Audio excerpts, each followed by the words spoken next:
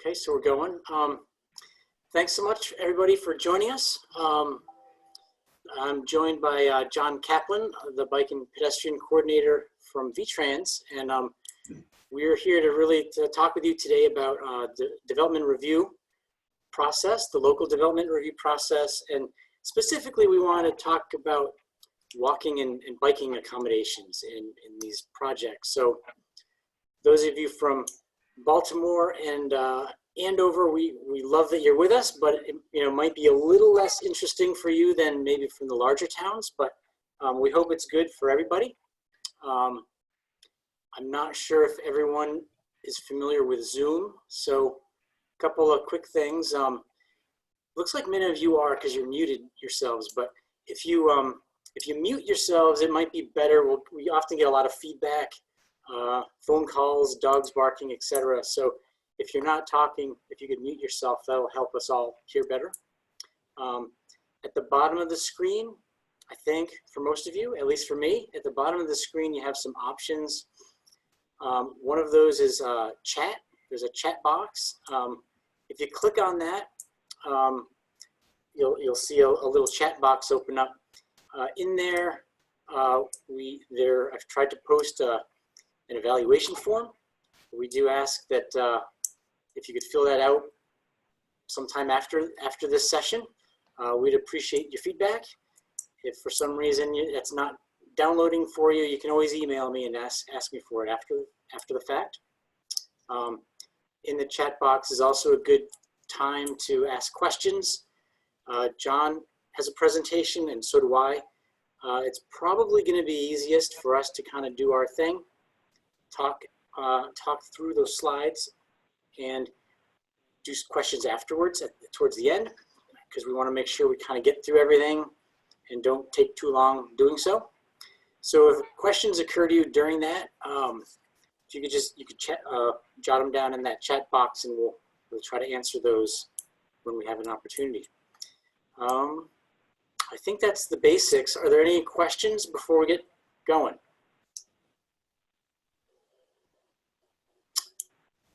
Okay, so let me pull up my stuff here. I'm going to do my thing, and then John will do his next. So is everybody seeing my slides? Yes.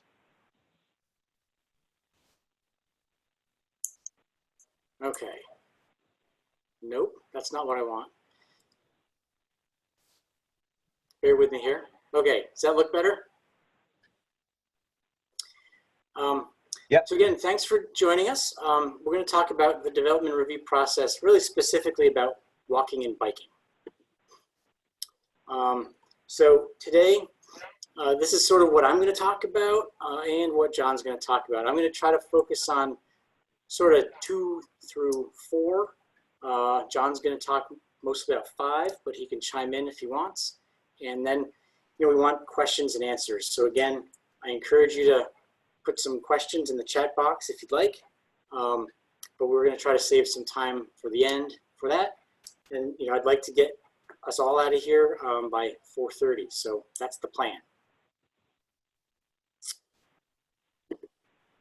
Okay. So this is, every year we do 2 training events through our contract with the Agency of Commerce and Community Development. This is one of those. This is one we haven't done before, so you can tell us whether it worked or whether it didn't on those evaluation forms. But this time is a little different. We're in coordination with VTrans. Well, there's a couple backstories to that, but basically we've had a couple of instances where this has come up in some Act 250 cases, and we thought this would be a good topic, something we haven't done before. And why do we care? So I don't know about you all, but during this COVID situation, we've had, I've seen probably at least 3 times more walking and biking activity on my little street, and I've heard the same for a lot of folks. I think there's a lot of this activity going on right now, and hopefully that continues. One of of our goals is to encourage walking and biking and how to do it safely. So again, this presentation is trying to help to do that and through the local development review process. It appears sometimes that walking and biking is not always thought of in the local review process. Maybe that's not true, but that's the impression sometimes we get. Maybe it's that your local standards aren't clear enough or something like that too. We're going to talk a little bit about that, but we're going to try to stick more to the actual review process. And so we want to talk a little bit about that. So something to think about in the next project that comes around. And then we want, we hope that this will give you some tools, some things to think about for future review processes. So I don't want to, the next couple slides have a lot of words on them, and I don't really want to dwell on them too much. But in Vermont, sort of what we can do as towns doing planning and zoning is really dictated by state planning law. So it's important to know what the law is allowing for. And so we first generally look at the state planning goals. And there's the statutory references are all there, but specific to walking and biking, it says in the land use the land use goal, that development should be sort of in accordance to the smart growth principles. What are those? If you follow that definition, you get a list of things, but included in that is that they should enable the choice in transportation mode. So it should enable the ability to walk or to bike, in appropriate contexts. And then it also says development patterns should encourage pedestrian travel. So again, that's one of the things that we are supposed to be planning for. It also says that we are planning for a transportation system that's safe and energy efficient and other things. One that respects the integrity of the natural environment and then accommodates people on bikes and walking, basically.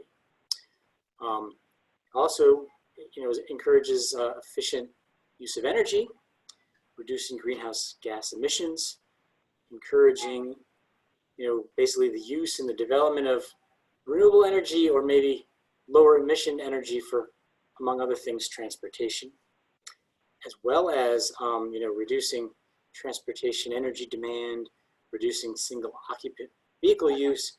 So again, that's all a whole lot of ways to say we're really trying to make sure that we're looking at walking and biking, among other things. So your town plan, again, it's not a required thing that you don't need to have a town plan, but if you do, you need to have some basic things spelled out in there. Some of the walking and biking stuff is not that explicit in the land use plan. It says you're supposed to do certain things. Basically, you're supposed to have a plan for community facilities and services that could include sidewalks, bike paths, and those sorts of things. And you're supposed to think of those in a way that encourages your land use goals. So generally speaking, if you have the downtown, you want a vibrant downtown, which that's the next point under 2C. You want village revitalization or something like that. Usually that includes things like walkability. So again, you want to have a pleasant downtown to achieve the goals of village revitalization, for example. It's not explicit. It's a little more explicit in your transportation chapter of the plan. You're supposed to talk about existing as well as future transportation and circulation facilities. They don't always do a nice job of future, what do you want to see? That really is a helpful thing to lay out the idea for future bike paths, trails, bike access, etc. And it's also supposed to talk about the indication of the priority of needs. So some sense of, we want a sidewalk connection between these two areas. That's a high priority or that's a low priority. Some sense of that priority is also what it's asking for. Here's an example. Again, not all plans do this, the more explicit you can be, I think the better. This happens to be South Burlington, but like West Windsor has something similar on a much smaller scale. Basically, they're just putting in their town plan map. You know, you're seeing those dashed lines. That's where they want to see future bike lanes or recreation paths or sidewalks, etc. So something like that is an excellent idea. We'd love to talk with you more about that after this at another time. The point here is just that the plan is a foundation to the zoning. And if you can be clearer in the plan, it will ultimately make it easier for the DRB or the zoning board or whoever is doing the review process to know where these things are really desired in town. There's a number of non-regulatory things that you can do to implement your plan. I don't want to dwell on these too much, but a capital budget and program is one of those.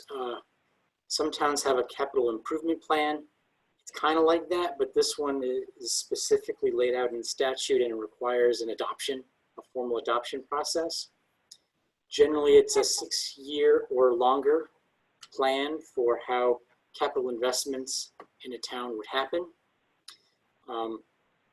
That's another good place to kind of spell out where sidewalk connections or bike paths or anything like that are interesting or desired by the town.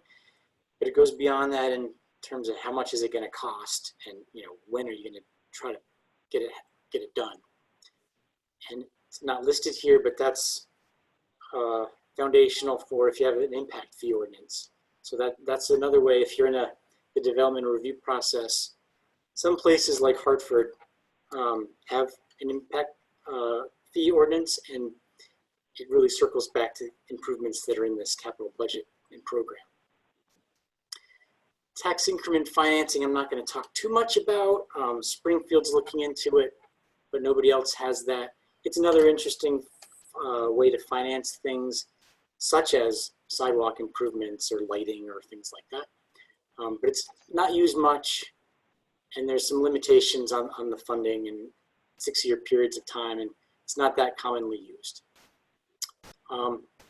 There are also what they call supporting plans.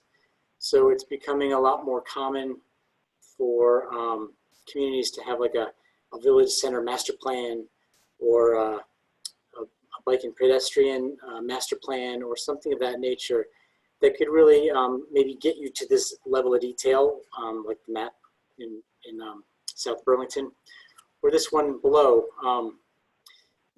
What I'm showing you, this picture is an image of a map in Colchester. It's their official map, not to be confused with the official zoning map. This is different. I used to call these like paper streets, if you're familiar with that term. This is sort of where a town has the ability to lay out future rights of way, whether they're roads, bike paths, sidewalks, etc.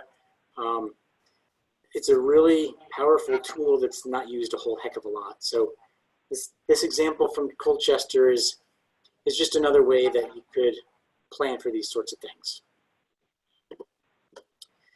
So now we're trying to segue into the real conversation for today, the land use bylaws part of things. So your zoning, your subdivision, and other bylaws under Chapter 117 all need to be in conformance with the town plan, and they all need to be adopted sort of consistent with the state planning goals. So we talked about those earlier.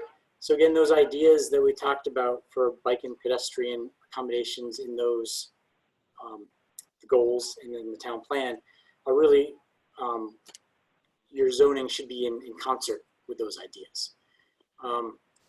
So specifically, this table is kind of like a menu of options. You're enabled to do a variety of different types of review. Specific to bike and pedestrian accommodations, usually it's going to be site plan review or conditional use review.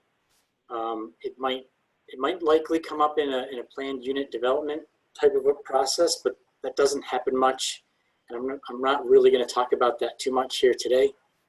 And also subdivision, where sort of roads and other infrastructures sort of laid out, even though our subdivisions tend to be smaller. So, we'll bear that in mind. But those are generally where that comes to play. In general, site plan review looks at sort of in the development site itself and sort of the internal circulation of traffic and walking and biking and so forth. Conditional use review tends to be more focused on the external impacts of things. And again, subdivision is sort of the layout of infrastructure.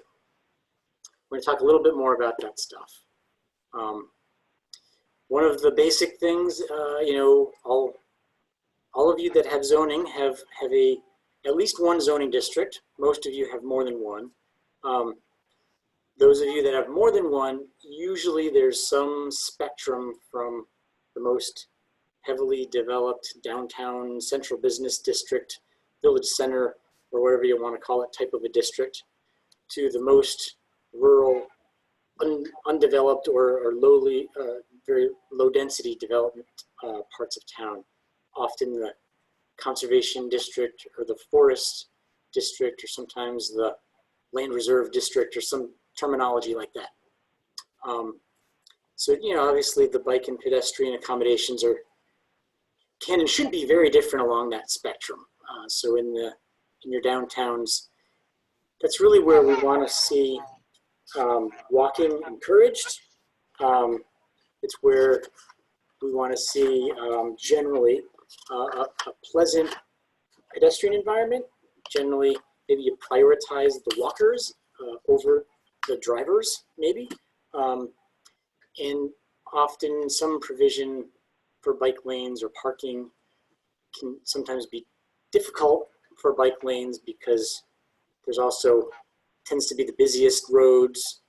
There tends to be on-street parking, maybe not a lot of room. So you do what you can, but you might want to think about all of those things as appropriate for your village areas.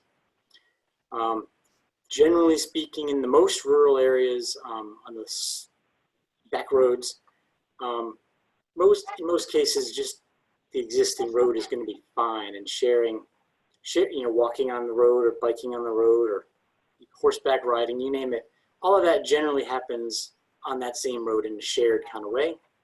Often that's fine. Along your busier roads in the rural district, maybe Route 44, maybe Route 5, those types of things. Maybe that's where biking is appropriate or desired, but oftentimes it's it may be outside the scope of what you're actually looking at in terms of the development review process, but it's something to think about as opportunities arise.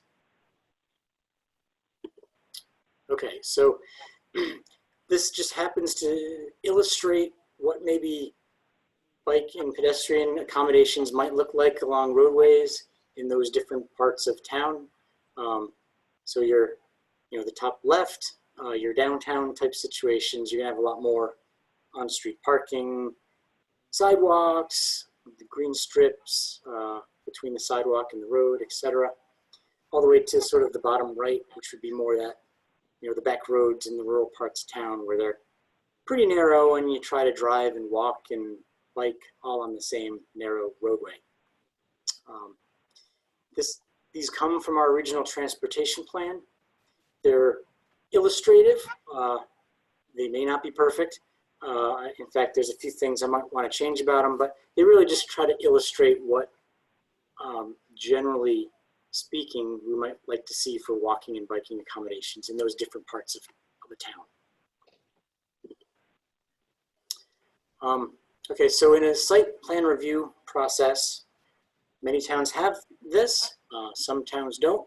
If you look at the statutory standards for site plan, there's more than what I'm listing here, but adequacy of parking, traffic access, and circulation for pedestrians and vehicles is one of those. Landscaping and screening is another. Exterior lighting is another. All of which have some relevance to making a nice pedestrian environment or accommodating bicyclists potentially. Oftentimes these standards are literally just what you're seeing here, or maybe a little more involved. It might be a nice idea to flesh that out in a little more detail. Sidewalks should be 5 feet or more. Roadway travel lane width should be no more than 11 feet, or something like that. It's often not spelled out in the zoning bylaw. Might not be a bad idea. So just something to keep in mind. And I think another thing is these are the standards, and sometimes folks maybe don't think about it, or they say it's irrelevant. But and I don't want to pick on anybody. Here's a picture. In no particular community, we all have things like this, but the really very little attention to walking facilities really appears to have been made. There's a little bit of a sidewalk in front of this big box store, but along this road that will not be named, there's a sidewalk on the other side of the street, and there's no real connection. People, downtown isn't all that far away. There's a neighborhood just a little to the north. There's no real thought to connecting those people walking on the sidewalk to the businesses, and I think that's that could be improved upon. So just something to think about the next time an application like this comes through. So the conditional use review standards. Again, there's a number of different standards spelled out in state law and in most of your bylaws. Specifically, the capacity of existing or planned community facilities comes up a lot. That sort of gets back to the town plan or that official map or your capital budget and program. Is the town planning to do a sidewalk connection in this part of town right next to where this development is happening? So if you happen to have those documents and they're specific enough, that'll be really helpful for the DRB to then be aware of that. If not, it's still a good idea, I would say, to be mindful of this, and in terms of the character of the area affected or the traffic on roads and highways in the vicinity. Sometimes the traffic impacts, you're looking at ways to walk downtown instead of drive downtown. And so this picture happens to be, I think, something John might talk about later, but a project that it was really, really close to the existing sidewalk network. It's going to be a fairly large hotel, and initially they didn't think a whole lot about walking access from the facility to the sidewalk network, and it doesn't always have to be expensive. What they basically ended up doing was putting in a little path and some paint and a couple other little features, but basically connecting it with a very short path and some paint to the existing sidewalk network. Maybe they could have connected to this sidewalk here, but that's another that's another story. And another thing that's typical is that conditional use review, it's optional, but it's fairly typical that site plan review criteria are also required to be met in the conditional use review process. One option that is not that common, but is optional, is that a town could adopt one or more of the Act 250 criteria. So that could be, criteria 5 is traffic, 9K is sort of public investments, if you're familiar with Act 250. So those are areas where walking and biking typically comes up in an Act 250 scenario. That's something to think about. Here's another just quick example. Hartford has, and you all probably have examples too, but here's an example from Hartford of where, they had this redevelopment of this part of town right near the bridge into West Lebanon, if you're familiar with it.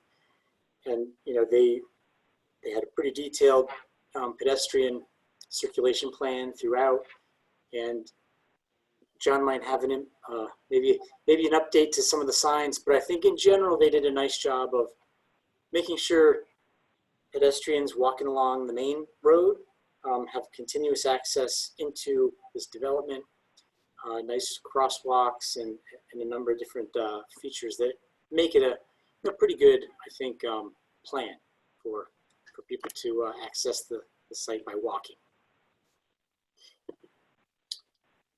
So a couple more minutes and then I'll switch gears to John. In the subdivision process, again, this is where you're usually thinking about the layout of streets, street lights, sidewalks, etc. We tend to have in this part of the state a couple of lots at a time. So, maybe this is not applicable in all cases, but when it is, when you have a slightly bigger one, or if there's opportunities to sort of make those connections, generally these cul-de-sac, lollipop kind of things aren't the best in terms of being able to walk from place to place. The little image in the bottom left kind of shows that this house that's more or less in the same spot takes maybe 3 times the distance in the left picture to walk to the school than the one on the right. So making sure that there are some connections or a walking path or something goes a long way in making things more walkable. And also often overlooked is the details really matter. So the photo to the bottom right is that just doesn't work for a lot of people, especially those in say a wheelchair or something like that. So I guess pay attention to the details, things like utility poles in the middle of a sidewalk in a subdivision plan, or things to avoid, that sort of thing. So we may want to go back to this after John talks, but there are a number of different resources here that you may find helpful. So we're going to upload this presentation and John's onto the website later. These are active hyperlinks, and you should be able to click on them and access these things at a later point. We can also email them to you, whatever works. But there's a number of different things that, at least be aware of them. You may not want to read them front to cover, but be aware that they're out there, and if you ever need them, they might be handy. There's more. And then again, we'll get this out to everybody, but you're certainly welcome to contact me afterwards. We can talk more about it. John is, I don't want to invite this too much for him, but he probably would be willing to answer some of your questions as well, and you can contact us there. I'm going to stop sharing now and hand it over to John, if he's still with us. Yep. Yep, I'm still here. Let's see, I've not noticed any questions yet in the chat box, so I think we'll let John go through his thing, and then we'll open it up to questions. John is the Bike and Pedestrian Program Manager, I believe it is, at VTrans, and thanks for joining us, John. Maybe if you could just further introduce yourself and Sure. So are you seeing just the one main slide? We are seeing the next slide as well. So maybe you want to change your display settings. All right. Let me go back for a second.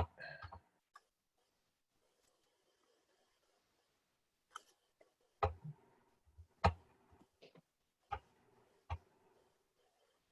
course, it worked before for us. Of course.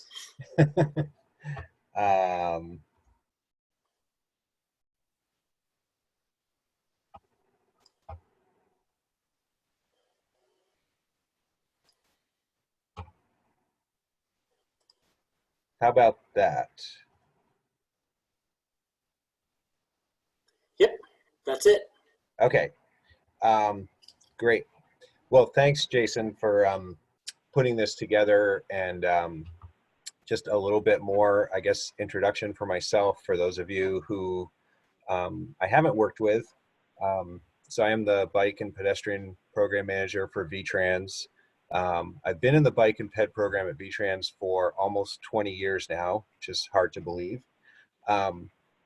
And I've been the program manager since, I believe, 2009. I've been doing bike and pedestrian planning and design work for it's getting close to 30 years now. So pretty much my whole transportation career. So I think Jason did a good job of kind of setting the stage for looking at biking and walking as part of the development review process. And I think the images that I have are going to tie in well with what he went through.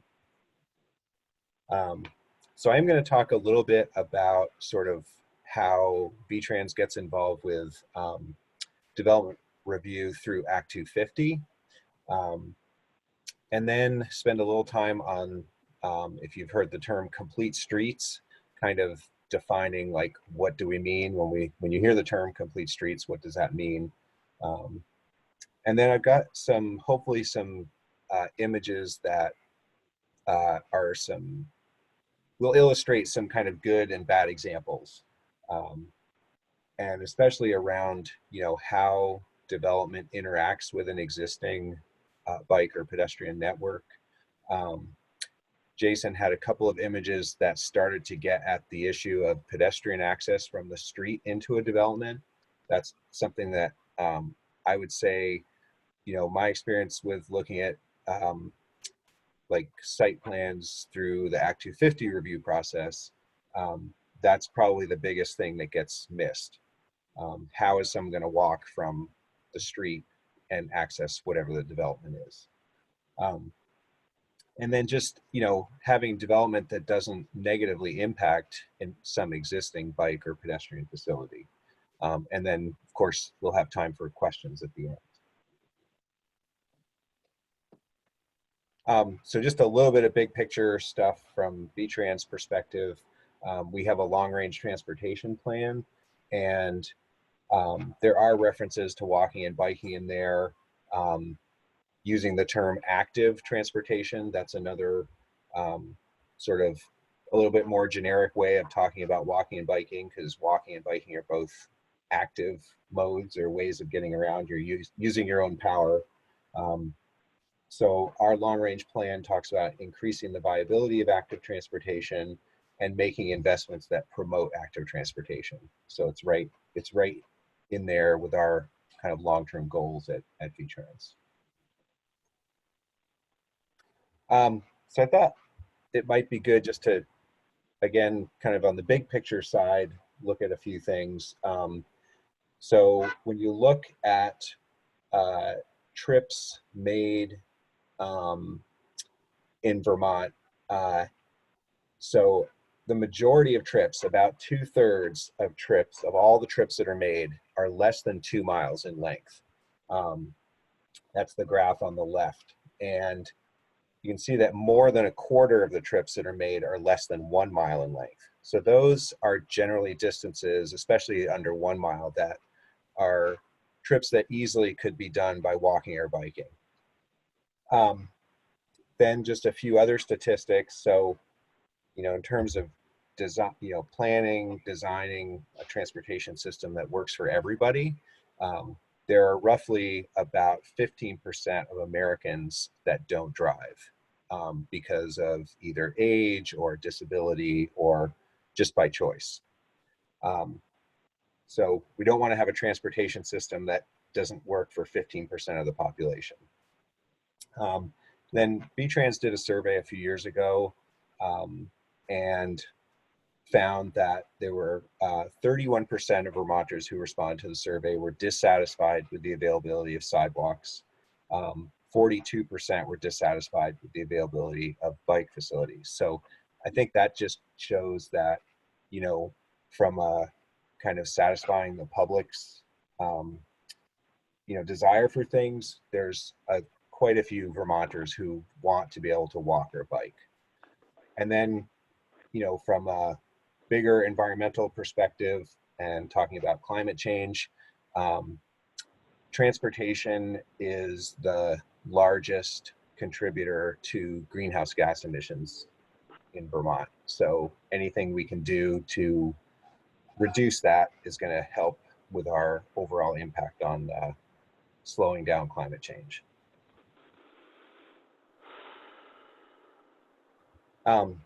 Okay, so now turning to Act 250 a little bit, and Jason, I think, mentioned Criterion 5. So Criterion 5 now has two parts. There's 5A and 5B, which you're probably familiar with. For a long time, there was only this part A, which was a little bit vague, basically saying that any development can't cause unreasonably dangerous or congested conditions with respect to highways and other means of transportation. But then a few years ago, there was some clarifying language that was added. And Criterion 5B now specifically talks about providing safe access and connections to existing and planned pedestrian, bicycle, and transit networks. So I think this has helped a lot in terms of the type of sort of how transportation, civil engineers and developers are, when they're looking at plans and thinking about complying with Act 250, they are more specifically having to look at biking and walking. So one of the things that can be a problem or a challenge when we're looking at development at the state level that's going through Act 250 is that the local review often or typically happens first. And when there's a development review that's happened locally and the town has essentially signed off on a site plan, say, and not, indicated that everything is fine as far as they are concerned, and then it comes to us at the state level, and we see some things that we think could be improved, say for pedestrian access, it does make it a little bit more difficult. There's then kind of some back and forth that typically happens between VTrans and the town. So I think putting some of the pieces into place, like Jason was saying, in your local development review processes to better consider biking and walking at the local level, it'll just sort of make things more consistent as projects get reviewed sort of up the chain if they are going through Act 250. Of course, not everything goes through Act 250. In fact, there's probably the majority of development doesn't go through Act 250, which really, I guess, reinforces the importance of having good reviews happening at the local level.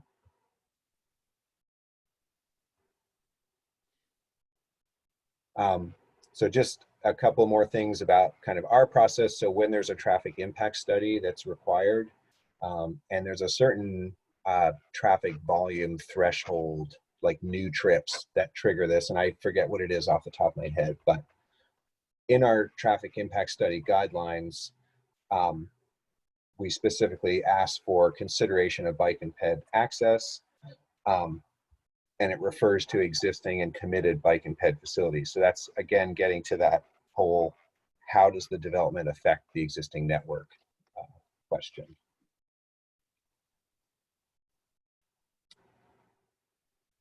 This is just a little bit more detail about what's in our traffic impact study guidelines.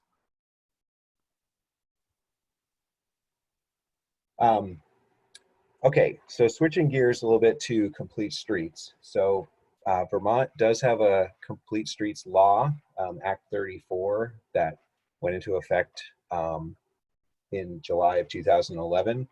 And essentially it says that, what a complete street is one that considers the needs of all users. And our complete streets law is a little bit doesn't have a lot of teeth in it, honestly, but it does get used. You know, VTrans has to do some reporting every year. Municipalities are supposed to do their own reporting on whether their local transportation projects complied with complete streets. But I still think there's a lot of misunderstanding about what is, you know, what does this mean? What is a complete street? So hopefully I have some images coming up that will help with defining it. I guess one thing, and we could do a whole, Jason, maybe this is for another day, we could do an entire presentation on, you know, what is complete streets all about. And I know I've done that before at the municipal day at VTrans, and you know, complete streets is not a one size fits all type of treatment. There's no like one set of design features that makes a road quote unquote complete. So it's more kind of a philosophy about considering the needs of all users.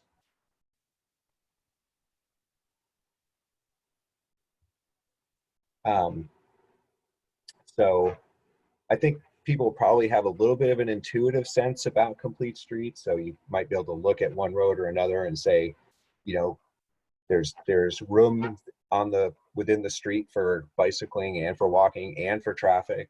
And that's what it's all about. It's like site design and road design that works for all of the expected users. So just going to go through a few images to, I guess, make sure we're all on the same page about some typical sidewalk issues, sort of what are our basic standards around pedestrian facilities and bike facilities. And then I have some slides that are kind of more like the case studies. So this just illustrates some typical problems. The top left, you know, once, let's say there's been a road that's been repaved several times, sometimes you lose that curb exposure, and now there's no separation between the sidewalk and the road anymore. You know, occasionally there are things where you have a discontinuous sidewalk or a gap in the sidewalk network. And then the bottom right kind of shows the desire for people, or this is illustrating that people are walking there. They're wearing a groove in the grass, and that's a good indication that there probably should be a sidewalk along this street. Because despite the conditions, people are still walking there.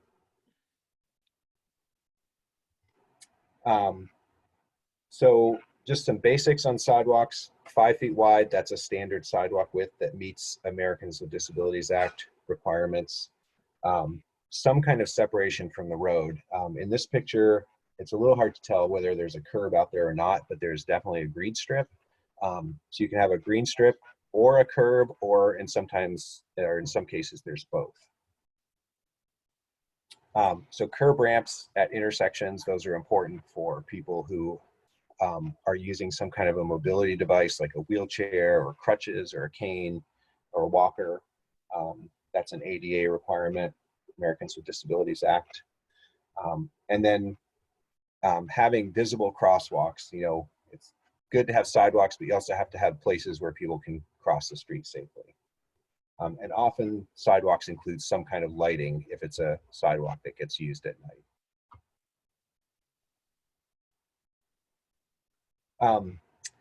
In more built up areas where there's you know, more traffic and the need to kind of stop traffic to let pedestrians cross safely, you would see pedestrian signals.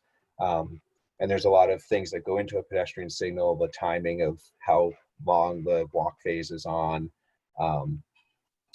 Most pedestrian signals now have the countdown that's shown in the middle picture in the top. And sometimes there's no right turn on red is part of a pedestrian signal to make it safe for people to cross.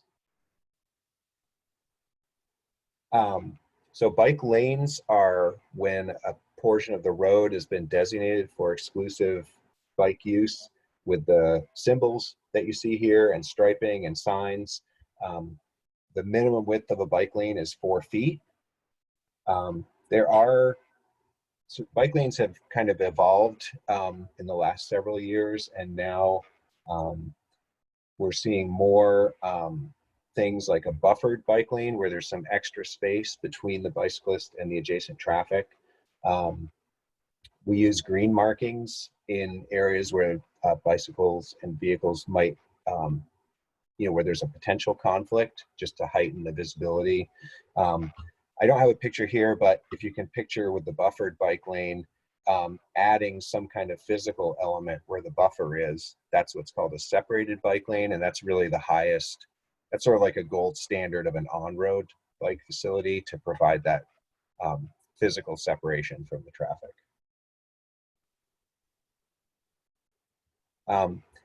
Then there's shared use paths, or what a lot of people call these bike paths, but really they're shared use because pedestrians use them. People sometimes on rollerblades, sometimes they get winter use by skiers, that type of thing, and they're usually on their own alignment, not necessarily just parallel to the road, and often they're used to kind of supplement the road system or make a shortcut. And those are typically, the minimum width of a shared use path is 8 feet.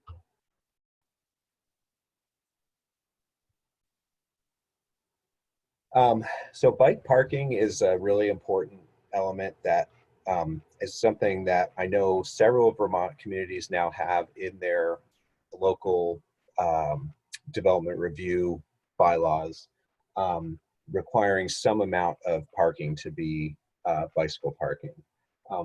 If it's short term, like for a retail establishment, it would be kind of like these pictures are illustrating. And these both are showing the sort of the best design, which is just a very simple upside down U, as opposed to there's a certain type of rack that just holds the wheel. And those racks are really discouraged because, if a bike tips over, the wheel can get bent. If the bike parking is for more long-term, like at an employer or at an apartment building, that could be either covered or it could be indoors, like as part of a parking garage that's part of the building.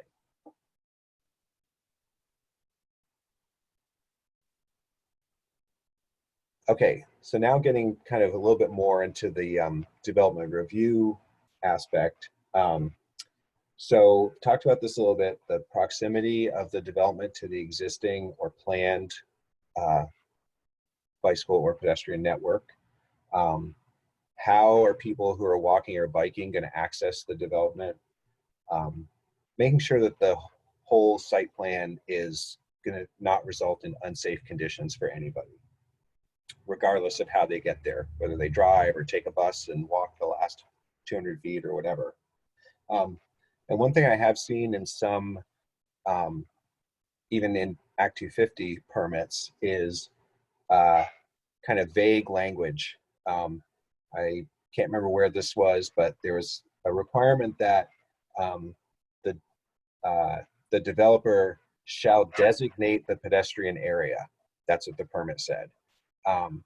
Versus something that would have been a little bit more specific would have been shall construct a sidewalk. Because to me, shall designate, I think, they could just put up a sign. Here's the pedestrian area, which isn't going to really serve pedestrians that well. So the more specific, the better. There are some really good resources. Jason had on one of his slides a list of resources that he and I worked on together. This is one of them. And it just really speaks to site development that can be more accommodating to walking and biking and not just focused on the car. So hopefully you can see the difference from a pedestrian standpoint of a parking lot like the one on the top or the one on the bottom, where some thought was given to how are people going to walk from the street to the front of the building.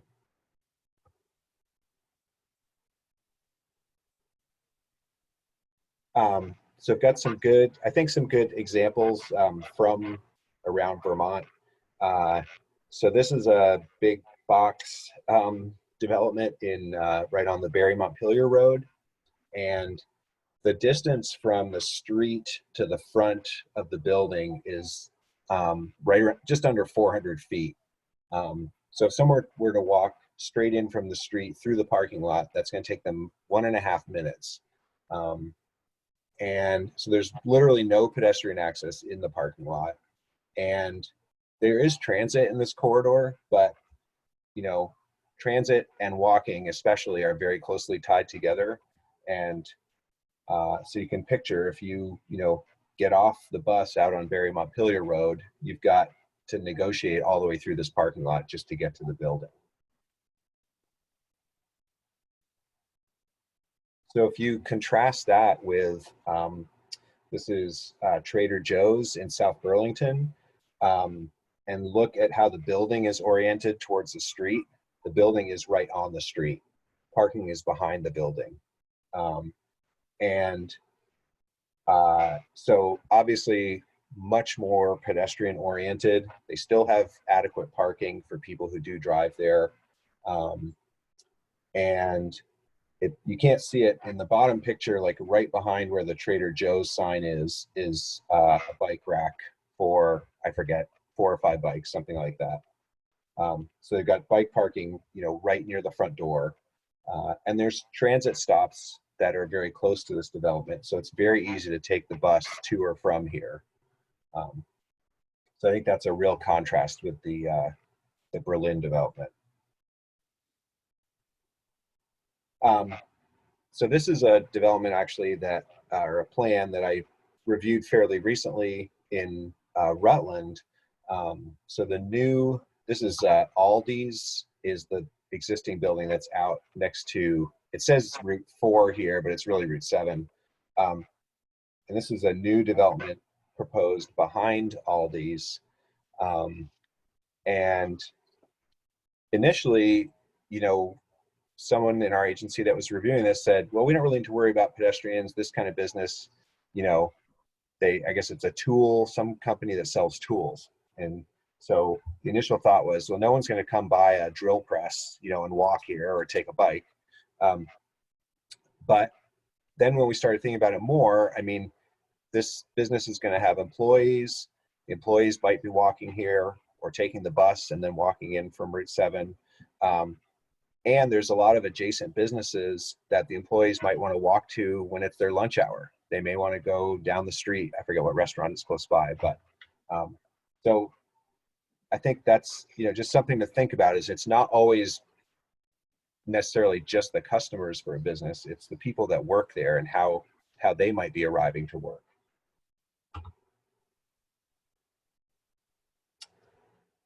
So this is the same example that Jason had, so I won't talk about it too much more, but this was the new hotel site and a fairly short distance from where their new driveway will be to the existing sidewalk network, which is fairly close to the downtown.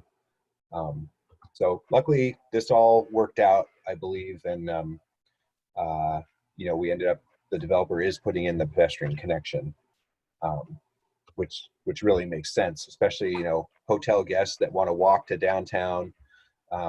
Seems like that makes a lot more sense than having them drive a half mile and then find a parking space in downtown, and kind of get them out into the community more. So this example I put in here just to point out that sometimes a turn lane is needed for a development, and if there's already a bike lane on the road, like shown on the right, I have seen sometimes a proposed development put in the turn lane at the expense of the bike lane, and we shouldn't be allowing that kind of sort of interruption of the bike network. Shouldn't take place when we're reviewing and approving plans.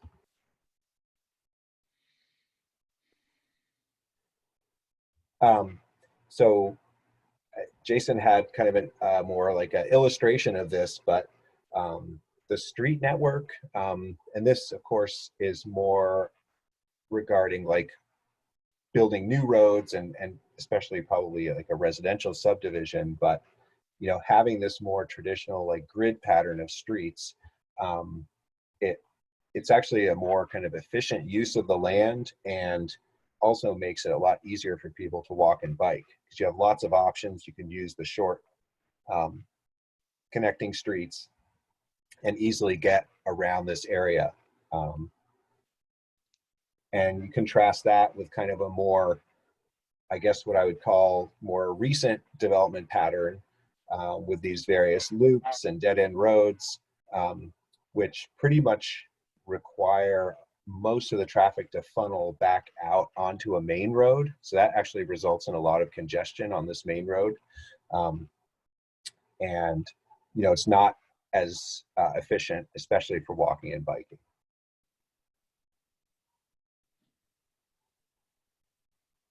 I think I'm getting pretty close to the end of mine. So this is just another plan or proposed development that we looked at through Act 250. This is like 40th and Allen on the sort of upper part of the picture, existing development, mostly residential, and this big sort of open area where it says proposed apartments. That's what's being looked at there. And so a couple of different things we're trying to figure out. There's an existing signal to the east, and there's also a planned signalized pedestrian crossing the other direction. So either way, I think the developer's looking at tying into that pedestrian network with this new development.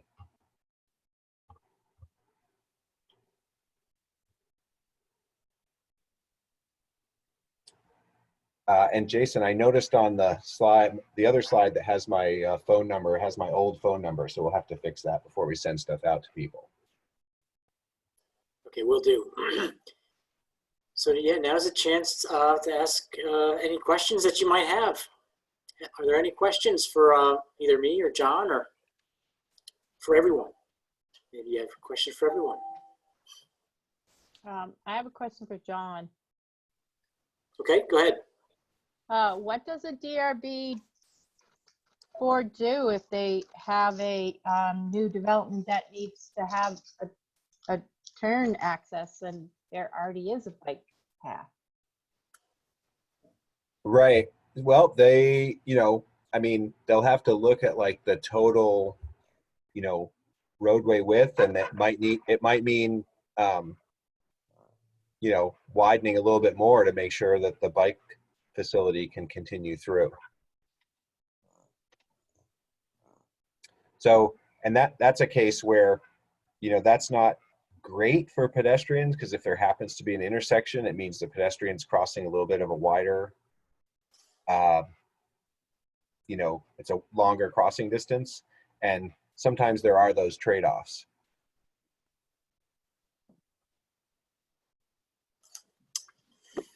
Are there any other questions or comments?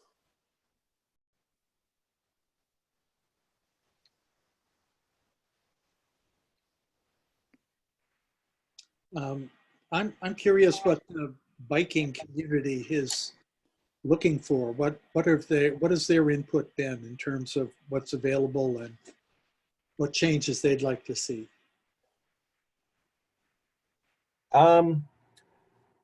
Well, so yeah, that's a good question. So VTrans has been doing we've been going through kind of a planning process for the last couple of years to look at the state network in terms of biking.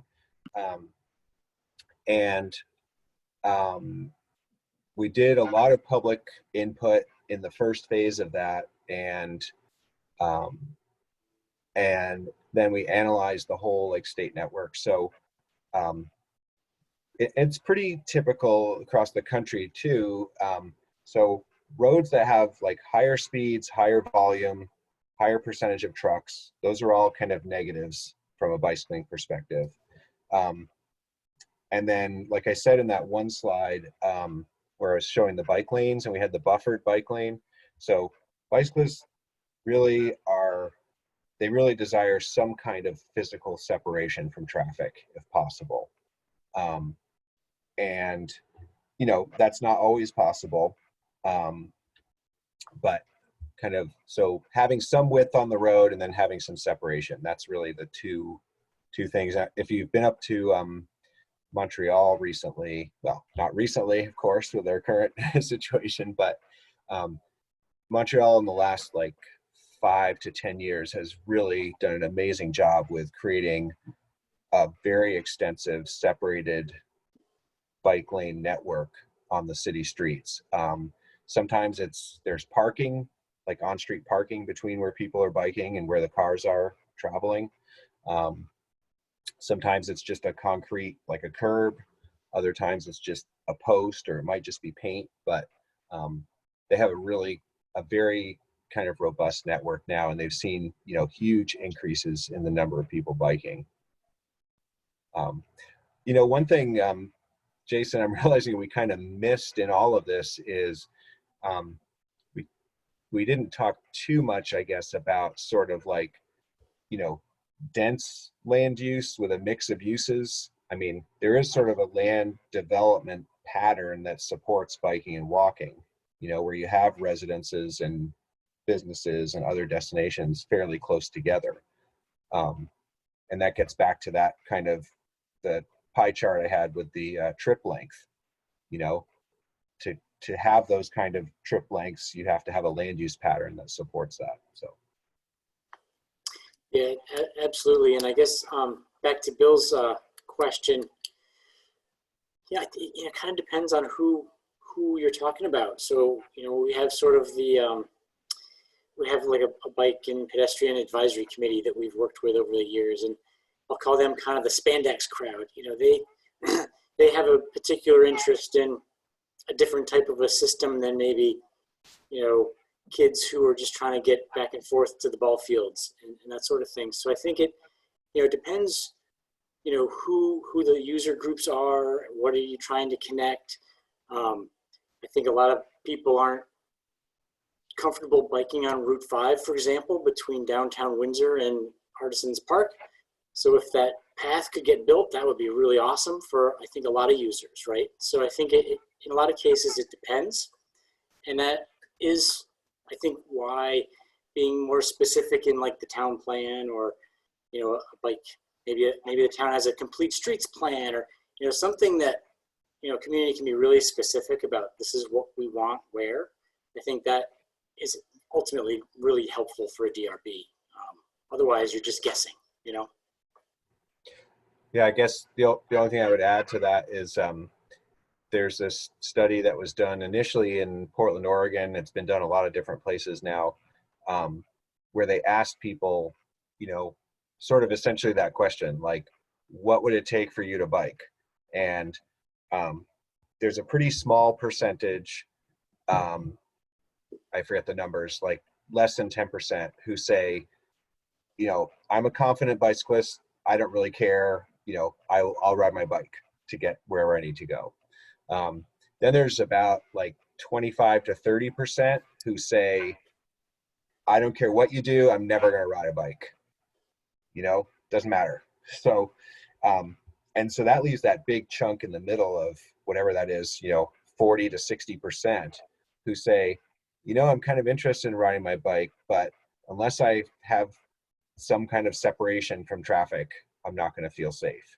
And so that's where I think we've seen the design, especially of on-road bike lanes, shifting more to the separated bike lanes, because that's really what the bulk of people are saying that they want if they're going to bike. I guess I would just makes me think that you know, sometimes in our smaller towns, you know, South Burlington, you know, that's all good and fine, but sometimes like in Brownsville, it's a little path that people can mountain bike on too. So I think that, you know, a lot of times it depends on the context. Context matters, and I think in a lot of cases, big expensive concrete sidewalks may not necessarily be the answer. So I think, you know, we should be open to those options, and also don't be afraid of, you know, maybe they don't actually build the thing, but maybe a requirement is that there's like a right of way or an easement given in a site plan that would allow for easy future connections between them and the next neighborhood over or something like that. So I think sometimes it's just an easement, maybe on a site plan or something like that. Yeah, I think that's a really good point. I think that is sort of the strength of the official, what is it called? The official map. Yep. You know, or as an alternative to that, having some kind of a, you know, looking at your town and coming up with like, what does our walking network look like? Where do we want people to be able to walk to and from? Or where do we want them to be able to bike to and from?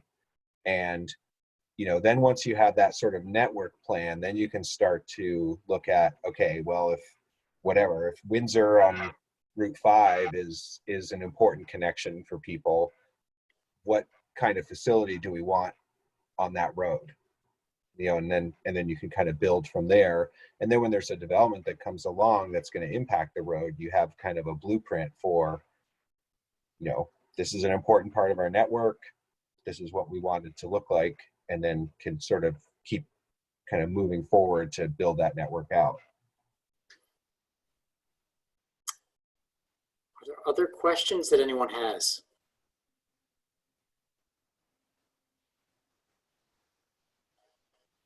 Yeah, Shara. Yeah, it's not fully formed, but it builds on what you said, Jason, about not necessarily having to have a wide concrete pavement for a bike path. Are there any resources that show alternative materials? Because if you just think of concrete, especially, you know, how they generate heat, are there other resources to show different materials for building pedestrian paths and bicycle paths? Yeah, I think what comes to mind is, you know, a number of years ago, we were doing school travel plans with, you know, schools that were involved with the Safe Routes to School program. And, you know, a common thing was often you just mow a path through a field or whatever to connect from here to there. And so sometimes it can really be as simple as just cutting grass.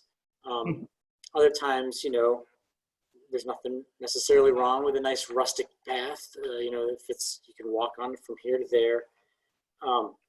There can be concerns with sort of stranger danger, safety issues if you have a path going through the woods. So I think, you know, again, the details matter, the context matters, but there's definitely other options out there depending on what it is and where it, you know, its purpose. Thank you. Anything Yeah, else? I guess just a quick sort of follow up on that. So, you know, certainly there's concrete, you know, bituminous concrete or asphalt, you know, pavement is a pretty common like sidewalk material. And we do have a, like an aggregate surface, what a lot of people call like Stay Mat or SurePack. That's kind of those are commercial names, but we've come up with a specification that we feel like it compacts well enough that it is considered to be like ADA compliant. So you have to, you know, like the mode paths, I think you do have to think about like, is it going to be used year round? There's sort of pros and cons of all those different surface types. You know, concrete makes sense for like downtowns, I think, and really fits the character there well, where it may not in a more, you know, outlying area. And sometimes those informal paths work well as sort of a low cost way to create access. And maybe I wasn't thinking about this when I answered the question, but I think, you know, in the context of development review, you know, it might be a little strange to allow a developer to get away with a mode path. I mean, you probably want something a little more substantial and built in that scenario, but there are other things that the community can do and other things that, you know, are possible, maybe with other things in mind to provide a cheap, low impact, no impervious surface type of a walking surface.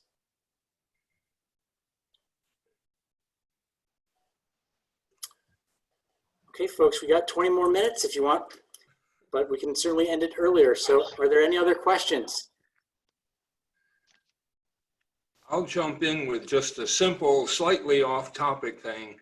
On that mode path part, one of the things that's good about it is that it lets a sort of incremental development of the path happen, you know, that you map it out, see how well people are using it, and then over time you can ratchet it up rather than have to spend X million dollars before you even know, is it going to really get used? And it sort of gives you some flexibility. I think that's a good approach to it.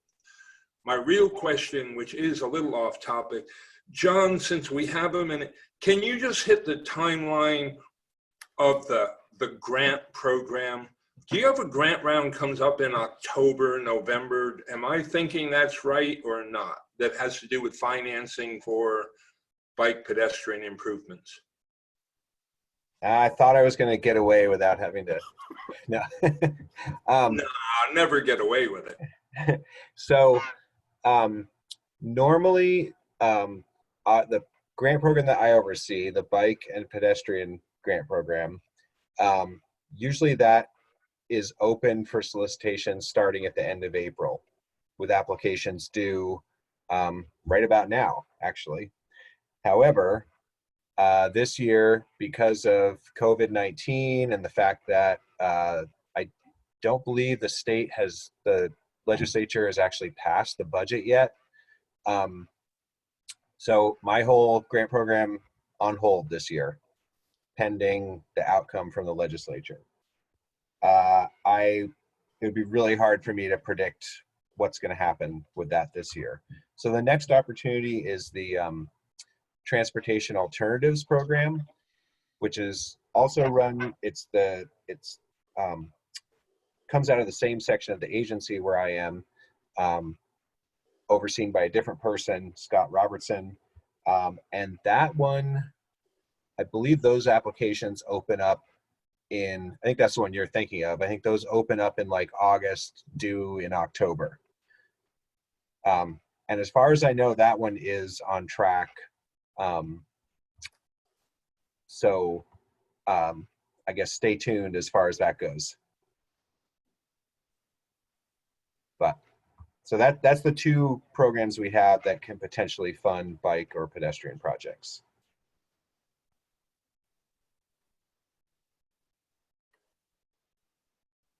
Okay, any other questions? Well, so I hope our message was, you know, and many of you may very well be thinking of these things, but you know, definitely don't forget about people walking and biking when you're doing development review.